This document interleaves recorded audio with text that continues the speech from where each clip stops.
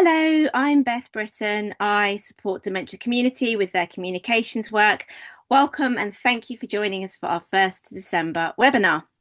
Before we get into the topic for today, I wanted to briefly explain a bit more about Dementia Community. Dementia Community is a charitable community benefit society, a membership cooperative that provides learning and networking opportunities for the dementia care community. We are an independent voice and inclusive organisation aiming to help all of our members to feel connected, informed, inspired, empowered, purposeful and engaged in co-produced changes that improve everyone's experiences of dementia, both in care and in wider society. This webinar is just one example of the many ways in which we do this. Community members own a £1 community share in Dementia Community, and membership is open to everyone. So if you aren't already a member, do join us. You can use the QR code in the screen or the link that will be going into the chat to visit our membership page. If you're having any difficulties in joining Dementia Community, please do message me and I will aim to help. I'd also like to highlight for you our Journal of Dementia Care Editors Pick initiative. So the last journal was co-edited, so we have 2 editors' picks, which we've chosen to give you a taste of the content of the journal. Please use the QR code on the screen. So you have one there, and then you have another one here. All the links in the chat to read the articles. Remember, if you are a member, one of your benefits is a 25% discount on a subscription to JDC. So if you enjoy the editor's picks, do subscribe. Now, if you prefer a whole free issue of the journal, we now have a new free special issue that focuses on technology. That's the one those editors' picks have come from. It is digital only, in keeping with the tech theme. Again, the QR code is on your screen. The link is in the chat to read that. We do also have 2 free further special issues of JDC available: Equality, Diversity and Inclusion, a special issue, and Celebrating the Arts in Dementia Care. Again, you have those QR codes to access those digitally. For the arts and EDI issues, we do also have printed copies that you can request from us. And again, details going into the chat that will give you the email address to do that with. Just to note that aside from these arts and EDI issues, JDC is a digital only publication. So on to today's webinar. Our topic for today is delirium and dementia, recognising, responding and supporting together. I will introduce you to our speaker shortly, but just some brief housekeeping first. As you should already have been alerted to by Zoom, we are recording this webinar. Please use the chat for your questions. We will have a Q&A and discussion after the presentation, and we'll be keeping an eye on the chat. Afterwards, the recording will go onto our YouTube channel, Dementia Community. So let's get started. So our speaker for today is Alison Keizer, who is a consultant nurse, dementia and delirium, Queen's nurse. Welcome, Alison. Thank you so much for joining us. Really looking forward to your webinar, and over to you. Okay, thank you, Beth. Welcome, everyone. I'm Alison, and I will be taking you through how to recognise and respond to delirium in dementia. So just to say, I always say this when I do talks, some of this might be emotive for people. So at any time, please just, if you have to take some time, please do so. So next slide, please. Okay, so what are we going to talk about? Well, what am I going to talk about in this webinar today? Really is to identify delirium in people living with dementia, how we respond and how effective we are in responding to that, and working together to improve the outcomes across care settings.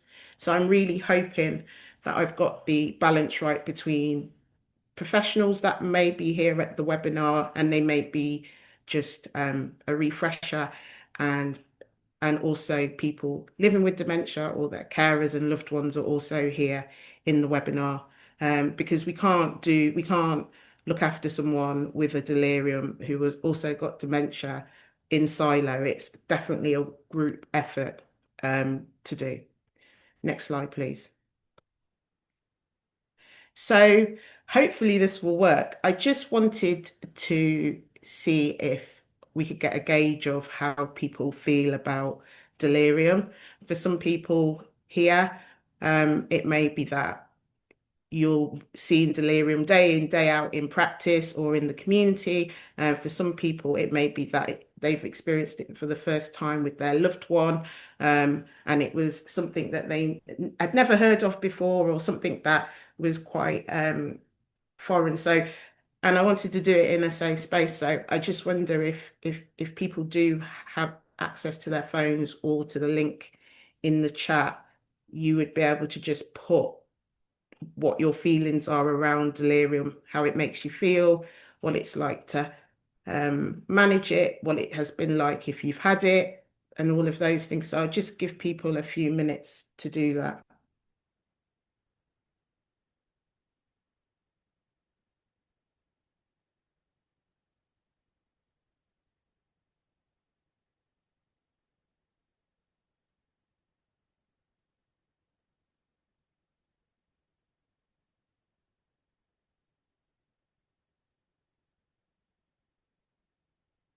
And I'm just mindful that some people might not be able to use the Menti. So if you want to put it in the chat, I'm sure we will be able to pick it up as we go along as well.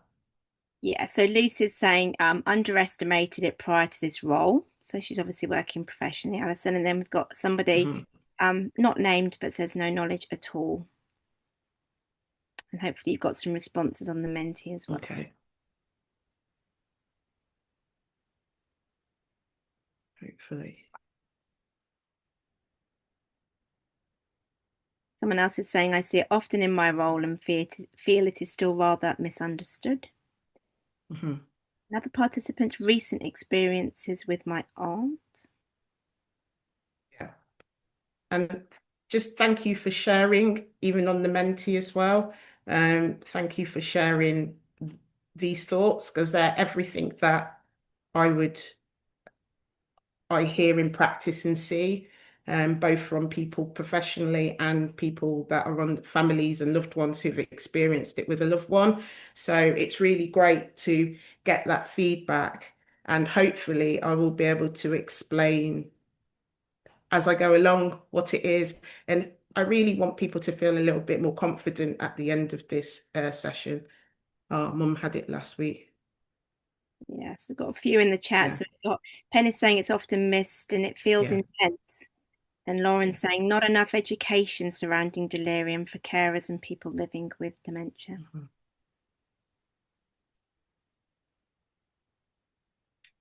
Yes, Misunderstood. When yeah, someone has delirium, it's often put down to their dementia getting worse, poorly assessed at times. yeah. Okay.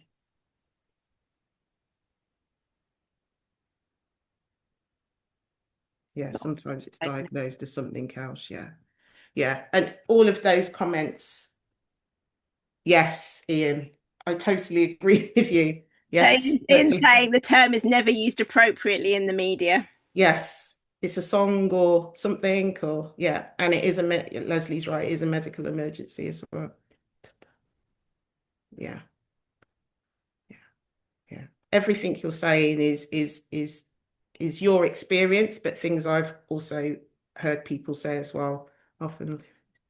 Yes. Infection, Davis, other yeah. social and Yeah. environmental Yeah. changes. And hopefully I'll cover these things in the webinar today. So thank you for being honest. It's a good start for me. If there's anything that I've forgotten, then hopefully, yes. Yeah, there's different types. Okay.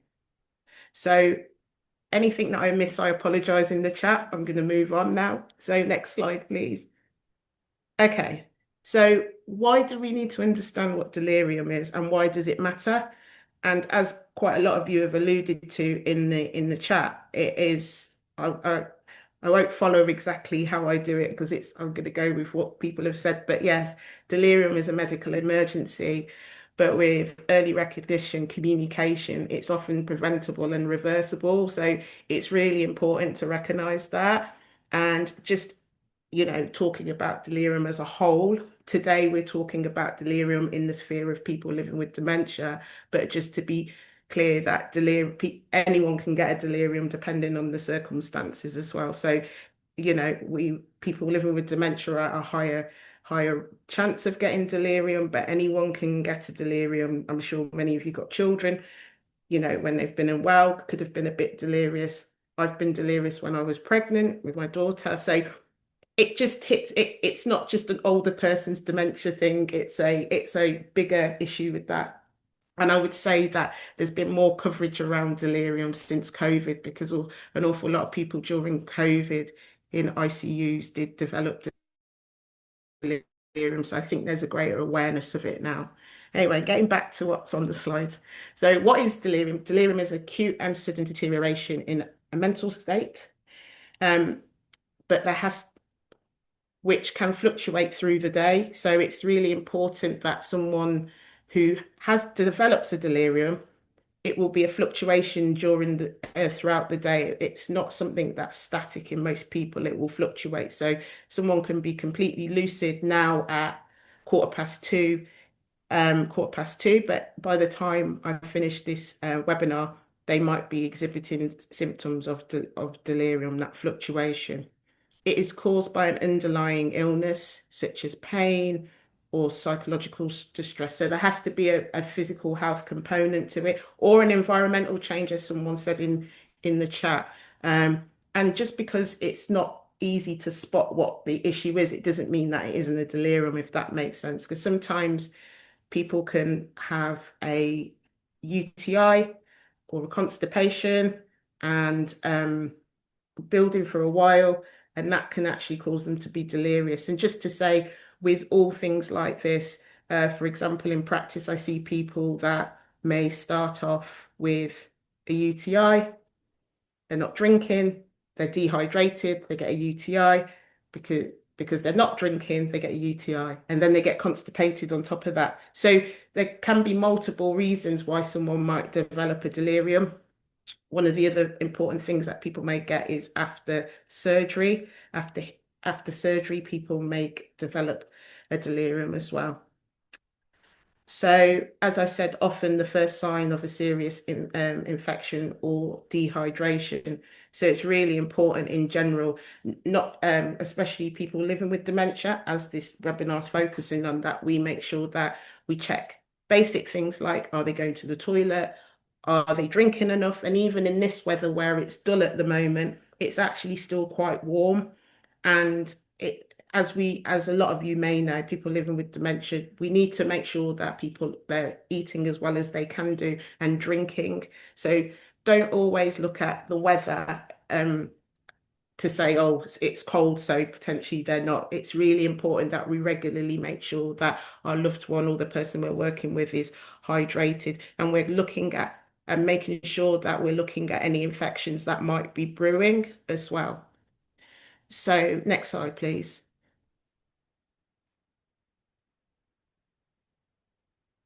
Okay. So understanding delirium and why it's present. So as someone said in the chat, delirium is the word that I really hope we are using more and more. I don't like the word confused because confused can mean anything. I was confused finding the room for this webinar today. So it's really important that we use that word delirium, or sometimes you use the word sudden confusion, but if we stick to the word delirium. And there are different ways that delirium presents, which some people might not be aware of. And I think the most common form that most people here in the webinar might have experienced is a hyperactive delirium. So that's when someone is quite agitated, quite distressed in their behaviours. They may be quite restless. They may be calling out. And I think for many reasons that we can maybe go into later, why is that the most obvious type of delirium that is recognised? I think it's because of the symptoms associated with that type of delirium. It's more overt and it's more obvious to someone that there's been a change in someone's presentation. The one that we're not so good at, and I sometimes I have to hold my hand up as well, is the hyperactive delirium. And this is the one that I think we tend to miss more. So that's when people become quite quiet, they become quite withdrawn, they can become quite drowsy. Um, they can start going off their food quite suddenly as well. Um, but again, I'm sure a lot of you will realize why hyperactive delirium is probably not recognized as much. If you're in a healthcare setting, maybe in a hospital or care home, it might be that actually they're just a bit quiet and they're not the ones that are agitated, so we don't recognize it. But we're not looking at the other symptoms that come along with hyperactive delirium. Why have they become withdrawn when actually a few days ago they were chatting away with it to us about what they liked, and now all of a sudden they're not so talkative, or actually there's been a reduction in how they're eating and drinking, and we're thinking, oh, that's not quite right. So that's just thinking about a hyperactive delirium, and I guess that's the one that we miss. And then there is a mixed type of delirium where the person might fluctuate between the two. So they may exhibit hyperactive symptoms at one point during the fluctuation, and then at other points it will be a hyperactive. So they might become quite quiet and withdrawn in nature as well. So it's just to recognize that there are different types, and actually it's important that we start to look at the symptoms for all of them, but recognizing that as a clinician, I understand that most people will be more will recognize a hyperactive delirium more so, but just to say there are different types, and for some people they'll fluctuate between the two. Next slide, please. So this webinar's about people living with dementia, and why is it important for us to identify delirium in this group of people. So why are people living with dementia at high risk? So first of all, people have a lower cognitive reserve, as many of you are aware. And people living with dementia, not all people, but a high percentage of people will have a high prevalence of frailty and comorbidities, which in layman's language, they might have different ailments wrong, or they might have lots of different physical things going on as well. And also, again, we need to think about polypharmacy. So for the clinicians and healthcare people in the room, you'll know what that is. For people that don't, that's basically what I'm saying is people living with dementia might be on lots of different medications for lots of different things, for lots of different reasons. So that also increases the risk as well. And there might be some sensory impairment as well, which also doesn't help the situation, and environmental vulnerabilities as well, such as noise and moves and unfamiliar stuff. So, for example, someone is in their home, they develop a delirium, and it's felt that it's best for them to go into hospital. And we know that it's not always straightforward, that someone will go into A&E. Hopefully for some people they'll return home, but that move just between home and A&E may exacerbate the symptoms. And for people that need to stay in or admitted, it might be from the A&E to another ward, and then to another ward or another bay. And again, the moves are not brilliant for people living with dementia who then develop a delirium as well. And my experience of where I work is we have people come in from the acute trust into our beds, and that move sometimes the delirium can resurface itself as well. So just that move from one place to another can happen. And sometimes as simple as moving someone from a bay, because we think that the stimuli, the noise is not helping the delirium resolve, to a side room, can sometimes unsettle people. And I have seen that, luckily, the majority of the time when we have moved someone from a bay because of the stimuli to a side room, there might be a couple of days where the person may be a little bit unsettled, but overall, in the person's best interest, it was better. The delirium resolved quicker whilst they were in a side room. So these are just some of the reasons why someone living with dementia is at higher risk. Next slide, please.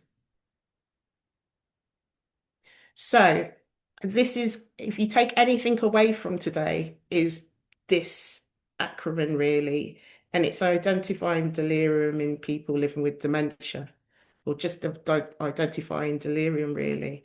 So it's pinch me. So when we think about when we Oh, brilliant. You're using that tool. And for people that are using this tool, I really encourage it. It's a great tool.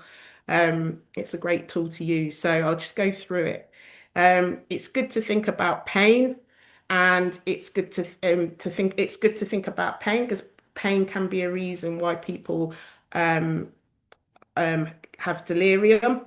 For people living with dementia, it's not always easy for us to recognize pain. It might not be easy for the person to communicate that they're in pain. I'm sure a lot of you will recognize that. So it's important to do a full assessment to see if the person's in pain, and also to use the tools that we've got to help people to help us recognize someone's in pain. So depending on where you work, and it could be some people use the Abbey pain scale or the pain ad, which is a good one, which is especially for people living with dementia, a pain tool. These are really quick tools to use for people, and it can really help our assessment if someone living with dementia is in pain and can't verbalize that to us. If you're a loved one, if you're a loved one of someone living with dementia has a delirium, I really want you to be their advocate. So, if I want you to say, I went to this webinar and this lady said you need to be checking the pain, and these are the tools that you can use. So, really hold us as clinicians to account. So it's not just they've got dementia, so we can't tell if they're in pain, because that's not accurate, really. So let's think about infection next. Infections are, yeah, you can use the Abbey pain scale for people with people living with dementia, but there is also the pain ad as well. But whatever tool, I'm just naming a few. Whatever is good for people whatever tool is good for you to use. That's the main thing.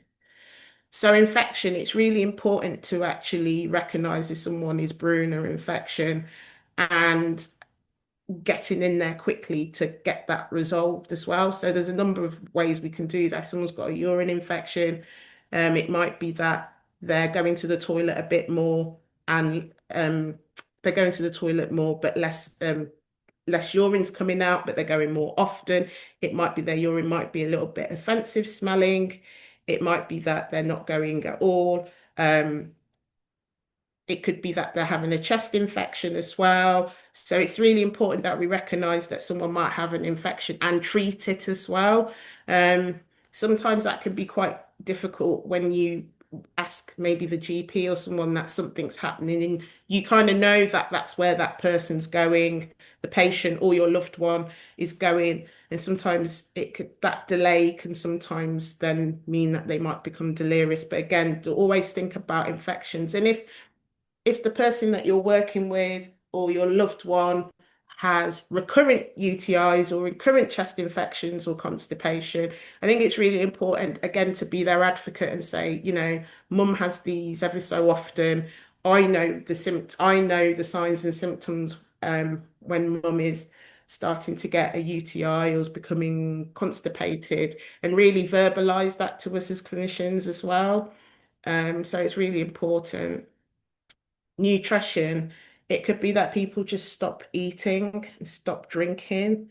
So it's really important to recognize that and see what the changes are. Now, with people living with dementia, depending on where they are in the progression, it could be a natural change that people eat and eat less. We know as you get older, you eat less, but if there's been a significant change in a matter of days or hours, we're not talking weeks and weeks now, we're talking in the few hours or a few days, and there's a slight change in their diet and their nutrition, we really need to start thinking about that as well.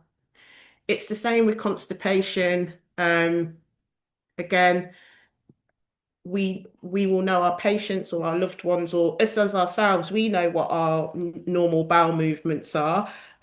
Sorry to talk about bowels on a Monday afternoon, but we know what our bowel movements are, and we know when we may be getting a little bit constipated. And again, for someone living with dementia, might be able to tell us about that, about the constipation. Um, if they're becoming a little bit constipated, again, to get on top of that quite quickly in various different means, whether that's maybe taking medication, it's encouraging them to eat certain things or drink or whatever that may be, because again, that might be a reason why someone may become, um, may develop a delirium. Medication's a big one. Titrating medication up too quickly can cause delirium.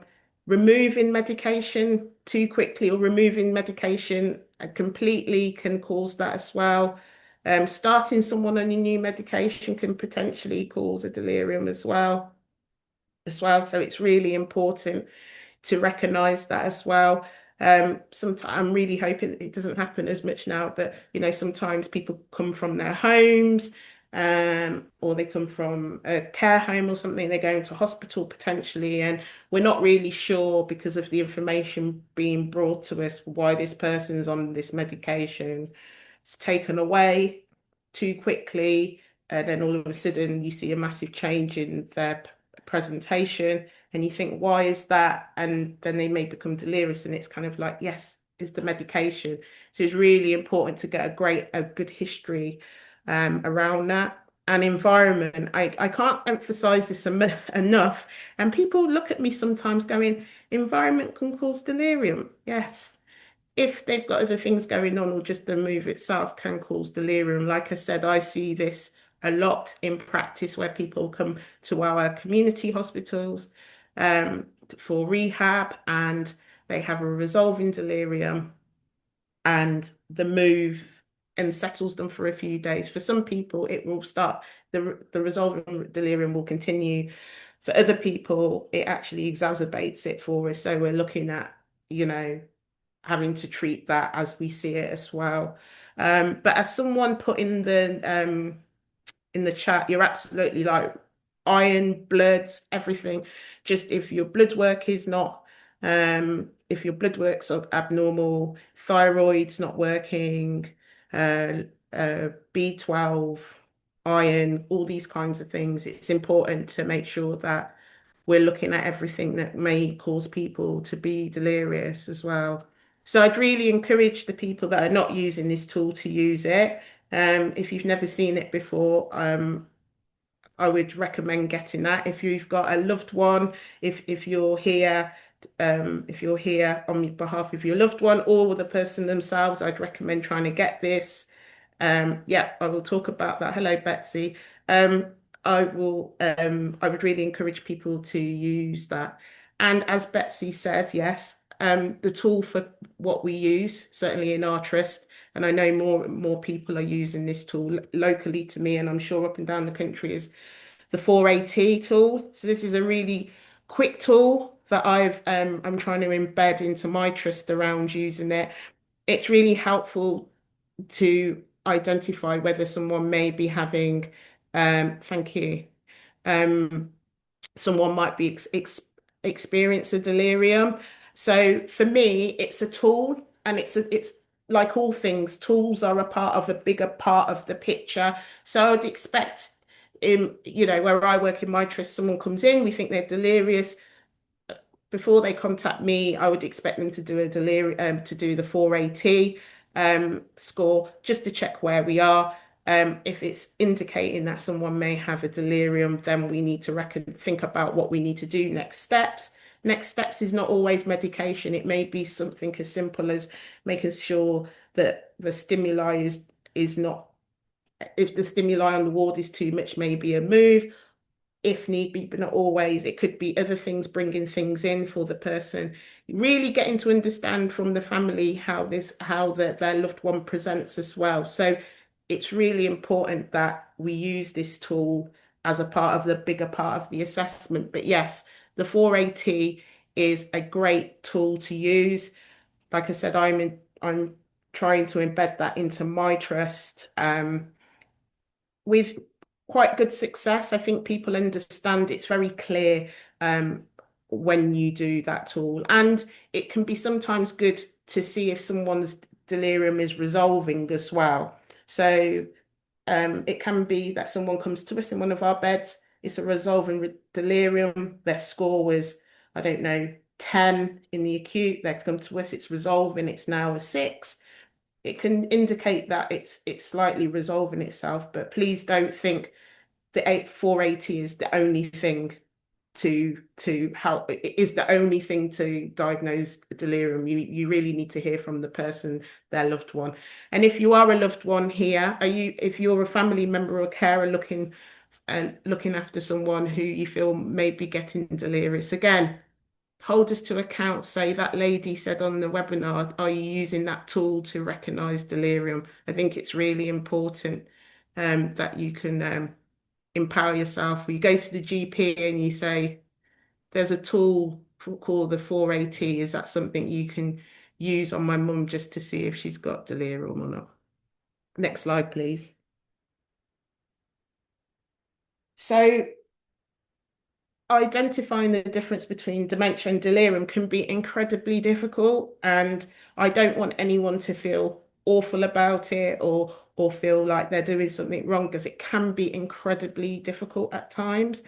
Um, but these are just some of the kind of really basic things to start thinking about. So with a dementia, cognitive impairment is very gradual. In most circumstances, the decline is gradual over months and years. When someone is developing a dementia. With a delirium, it's really key to understand that it's a sudden change. So if you're seeing someone change over a matter of days and hours and days, it's really important that we start to think about, have they got an infection? Are they dry, dehydrated? Have they had a move, or any of the things in the pinch me on the slide before? So that's the big difference between dementia and delirium. Um, that it's days and hours we're looking at with delirium, not weeks and weeks and months. So that's really important. With people living with dementia solely, um, it's stable and they tend to have predictable patterns. I know that can vary depending on maybe the progression starting to change and stuff. For example, at this time of year, with it being dark, people will tend to sundown earlier than they normally do, obviously, because the clocks have gone back or whichever way they've gone. So again, but in general, people living with dementia, it tends to be stable, predictable patterns. Whereas with delirium, as I mentioned before, it fluctuates hour to hour. They are literally fluctuating. They could be absolutely fine in the morning, and by the time you get to lunchtime, you're starting to see some of the symptoms of a delirium, and it happens that quickly as well. And one of the big things you may see with someone living with dementia, living with delirium, is their sleep pattern may change. So what will happen is if they're living with dementia and they've got their own normal sleep pattern, and you're used to that sleep pattern, that may start to change.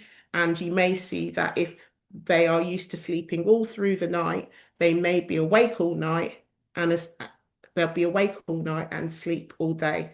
So as I always say to my colleagues, listen to what each other is saying on handovers, because what our night colleagues may experience with someone living um with delirium is not what we may see in the day. So I think it's really important that we recognize that. And I'm sure there's many of you in the webinar today that will experience that you do a handover and the handover can be very different to what what the handover will be very different depending on when you're working throughout the day versus the night. For a lot of people, that sleep pattern will resolve itself when the delirium is resolving. So it's something to keep an eye on as well. Dementia is a chronic, long-term condition. Delirium is an acute medical emergency. So these are the differences as well. But as someone put in the chat, yes, Sometimes people can pull it down to the progression. Sometimes people can pull it down to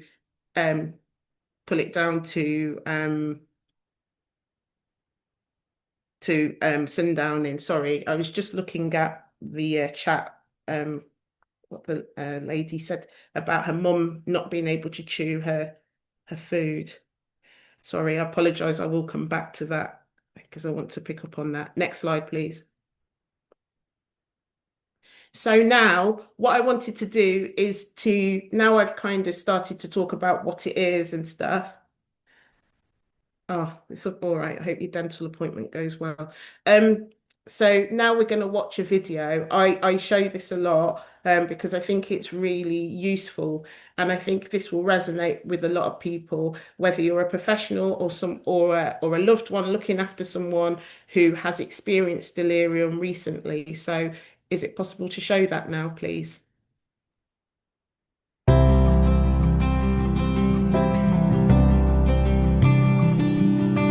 When someone is ill or injured, disturbances to their brain function can cause an acute confusional state that we call delirium. I was out with my son playing golf and did my knee in. When I woke up after the surgery, I didn't know where I was. I felt so confused and frightened. I was seeing spiders crawling on the bedsheet and strange figures and shadows in the corners of the room. Whenever the nurses tried to give me food or drink, I thought they were trying to poison me. I didn't know what was going on. It was a nightmare. Each person's delirium is different. Symptoms can fluctuate and often come on suddenly. People can change mood or alertness very quickly. They can become agitated or aggressive, or at the other extreme, withdrawn or sleepy. They may have hallucinations or abnormal beliefs and have difficulty following conversations. He changed completely in the hospital. Some days he would be so aggressive to the nurses they had to call security. Other days he would be so drowsy he barely spoke. Not the man I'd been married to for 40 years. We saw a doctor and one of the nurses from the liaison psychiatry team. They explained that Bill was experiencing something called a delirium, which I'd not actually heard of before. I was very happy to hear that this could be treated, because I thought I was losing him for good. Anyone can get delirium if their illness is sufficiently severe, often those with dementia, older and frail people, as well as patients with hearing or visual impairment are more vulnerable. The most important thing was to find and treat anything that was causing the delirium.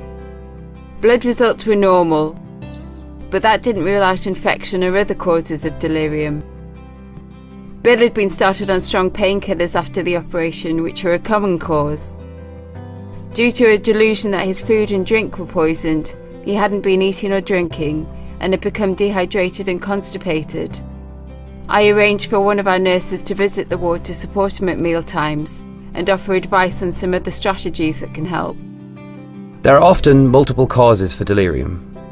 Anything from an infection to a change in medication or environment, even dehydration can be a cause. Just talking to the family was very effective. We spoke to them and the ward staff about how they could comfort and manage Bill when he got agitated. We worked together to create a calm, well-lit environment with no loud noises that could startle Bill. We also arranged for his glasses and hearing aids to be brought in, and this made it easier for us to talk to Bill and explain what was going on. Delirium is common. 10% of nursing home residents will have it, and over 20% of people in hospital. It is highly distressing and frightening to patients and carers. I was so grateful for the support of the team. After a while I was able to go home and was told an appointment had been made for me to be followed up in a clinic.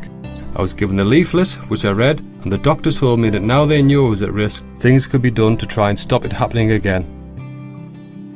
Right now, delirium is associated with a 35 to 40% risk of death in the year after it first presents, but it doesn't have to be this high. It's important to follow up patients after an episode. Symptoms can resolve quickly, but in some cases can persist for months. In Bill's case, the right things were done at the right time and he made a full recovery. And when he came to my clinic with his wife a few months later, though he was still able to recall his distressing experience, I almost didn't recognize him. With early detection, delirium is preventable and treatable. The important thing is if there is any sudden onset of confusion, please think delirium.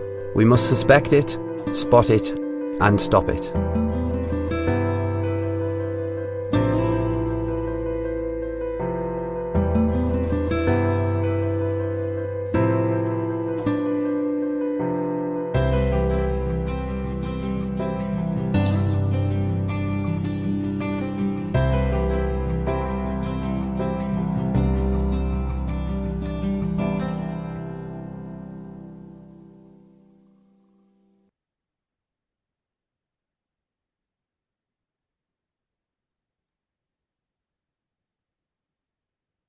What a super film, Alison. Thank you for including that. It's okay. Next slide, please, if possible.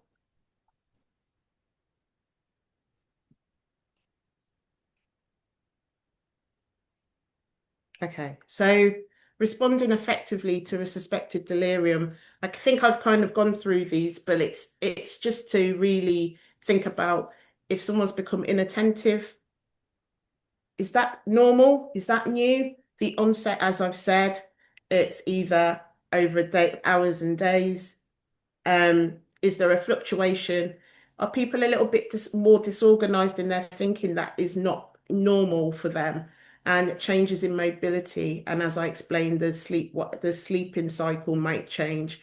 And for some people, not all people, they may have symptoms of hallucinations and illusions, like it displayed in that in the video. So it's important that if people are having hallucinations, first and foremost, as clinicians, and for everyone in the room to recognize that.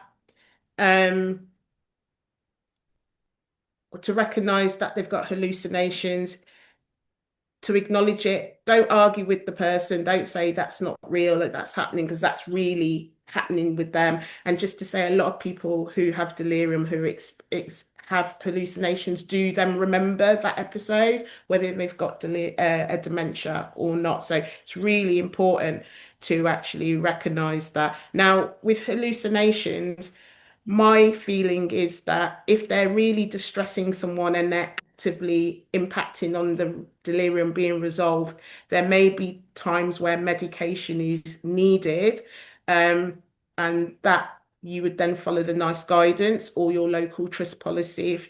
If you're at home with a relative, then yes, as someone has put in the chat, I would be ringing the GP 111. Now you've got a little bit more knowledge. Say, I think my loved one's got delirium, and we need to escalate that as well. Just to add, sometimes, and some of you that may know me, we may have people who have hallucinations that we don't give medication to because they're actually not distressing them. So we've really got to move away just using medication just for the sake of it for some for people with delirium, because not everyone needs it. And I certainly have patients that I work in conjunction with my colleagues, and we don't start medication because it's not distressing. In terms of salary, you were thinking. For some people, it will be that they're not doing them any harm. But if they're distressing them and it's impacting them, please just use either NICE guidance or your local policy around that. Next slide, please. Take immediate action, like I've said, check vitals in a clinical setting. We need to identify what's causing it and treat that. Do a medical review to see if there's anything that is causing that. Opioids are a big problem sometimes with people living with dementia and get delirium. It can really cause problems. So make sure that there's a medical review if possible, and ensure that they're hydrated and they're comfortable and they're calm. And this is not just for people in a clinical setting. If you're at home with your loved one, again, you know your loved one better than we ever will as clinicians. So if you recognise changes, then it would be 111 GP saying, actually, mum or dad's been put on a new medication and stuff like that. So it's important Yes, that's Delirium to the Zoom user that said that. So it's really important. This is slides for the clinical setting, but it's really important if you recognise any changes at home with your loved one that you contact the GP or 111, or if your loved one is in a service, for example, the district nurses are coming in or something like that, or the carers that are coming in, it might be worth explaining to them as well that there's been a change and can they escalate that on your behalf? Because I realise as carers, that's just another stressor for you. So sometimes reach out to the people that you've got around you as well to support. Next slide, please. Communication. Short sentences, avoid quizzing them or confrontation. Like I said, please reassure them it can be scary to see spiders in their food or voices coming down from the ceiling and stuff. Allow them time to respond. We should be doing that anyway when we're working or living with people with dementia. Give them time to respond anyway, but just more so emphasizing that when they've got a delirium, and acknowledge the distress. Acknowledge it. I'm 7 years on from my delirium, and I remember it just as it was yesterday that happened to me. So just acknowledge what's happened and just comfort them, and make sure that you acknowledge that distress as well. Next slide, please. In an environment, good lighting, visible clocks, minimize the noise, which is always difficult if you're in like a hospital or care home setting. Avoid changing rooms where possible, but sometimes that may help. If they're in a noisy bay and a side room will help them, yes, it may upset the person for a little bit, but the move may be beneficial in the end. Familiar objects and routines, bring in pictures, bring in their favorite blanket if they're in hospital. Please, please, please, I'm a big advocate to use the "this is me" or something similar. We need to know about the person. We need to understand the person that we're looking after. And it's really, and for the carers out there, please, please, please get a "this is me" and fill it out with your loved one. Fill it out on your loved one's behalf or do it with them and give it to us and shove it in our hands and say, "This is my mum. I want you to understand where we're coming from." So it's really important, and encourage mobility and support as well. Yes, and validate that person's feelings as well. Do not dismiss it because it's very real for that person as well. I'm a big advocate for the "this is me" because we learn so much about them. And I've seen some beautiful "this is me's" been done by relatives. They've put so much time and effort into them. And as clinicians, we should have the respect to read that and understand that person that we're looking after in our environment or in their home or care home. Next slide, please. Involving carers is essential. They know their baseline, they know what's different, they know how to reorientate that person and give reassurance. Please give them updates on what is happening. Tell relatives that it's a delirium. It's interesting when I go, if I'm involved, I'll say to they might refer someone at the hospital that I'm based at. I'll go and speak to them and say, "Your relative's got a delirium," and the amount of families and loved ones actually know what that is really, really good. And actually, I'm lucky enough that we've produced some leaflets in our trust that we can give them to the loved ones and families as well. But as clinicians, say it's a delirium. This is what's going on. This is what's happening. And for some, they may not understand it. But for a lot, they're like, "Oh, I've heard of that before. Oh, I know I know what that is.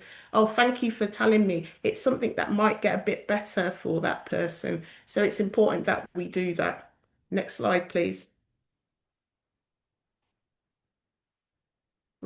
What to avoid: just saying it's their dementia. Well, it's not. Using sedatives as a first line. Using lorazepam and stuff like that is just going to cause falls. Delaying the investigation and ignoring the early signs of an hyperactive delirium, which is easier said than done, to be fair. I'm not going to say it's easy, but the other three, we should be doing that immediately as well. And if you're a loved one and you find that something's not right, then approach a healthcare professional, your GP, whoever, and do that. Next slide, please. Okay, so I've spoken about it's about understanding the baseline across all the care settings. We don't work in silos. It usually starts at home, then it comes to us and it comes to someone else. So it's important that we communicate and we're a team. We fully involve the person with dementia who's got the delirium, their loved one, their carer, their carers, if they have people coming in their care home, or and it's important that we understand what the baseline is, communicate really clearly when we are observing what we're observing. Using an SBAR or a 4AT, and joint training between acute community care homes, mental health, and the carers themselves is really important to make sure that the person gets the best care for the delirium moving forward. Next slide, please. For nurses, for us, it's recognition monitoring. For the doctors and the advanced practitioners, getting the diagnosis, managing the medical risk. For the therapists to help recondition and mobilize and get them back functioning. For the pharmacists to do a medication review and de-prescribe if that's what's needed.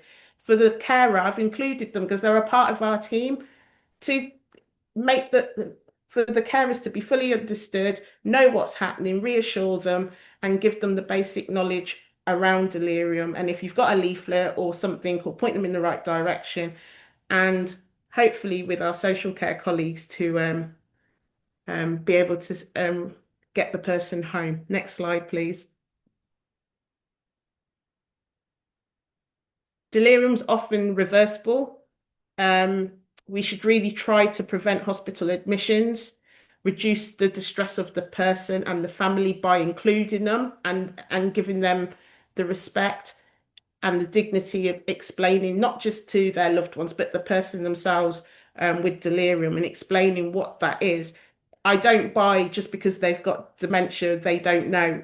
Out of respect, we should be doing that with everything that we do. So that's really important. And it improves recovery and reduces long-term cognitive decline. And for me, one of my next big things is that we're trying to get people home out of our beds a bit quicker with delirium. Obviously, with the full support and the full teamwork of the family, I usually am the one in where I work. I will speak to the family directly, because what I don't want, I was an Admiral nurse very many years ago. I know the pressure it is to be a carer from that point of view, is I don't want to impose that on them and make them feel that we have to have that person at home if they don't feel they're comfortable. We've had some great success stories where people have actually gone home with delirium, and then I followed them up and they've got better, so much better at home than they would have been staying in hospital with us. So it's important to recognise that. The 3 R's: recognise, response, and reconnect, and make sure that we work together around this if that's possible. Next slide, please. So, well, to summarise, I'm done now. Delirium is common, serious, and often reversible. People with dementia are especially vulnerable. Early detected recognition depends on knowing the baseline. I'm not just talking medically, I'm talking about everything, how they are as a person, what they like, what they don't like, and everything about that person. It's really important. So that's where the family members, carers, friends are involved. Response requires calm communication and identifying what the triggers are, and moving forward, recognizing what the triggers may be in the future, and working as a team to make sure that the person gets the best possible care they can, and we can resolve the delirium as quickly as we can, and it doesn't cause the person any more added distress really.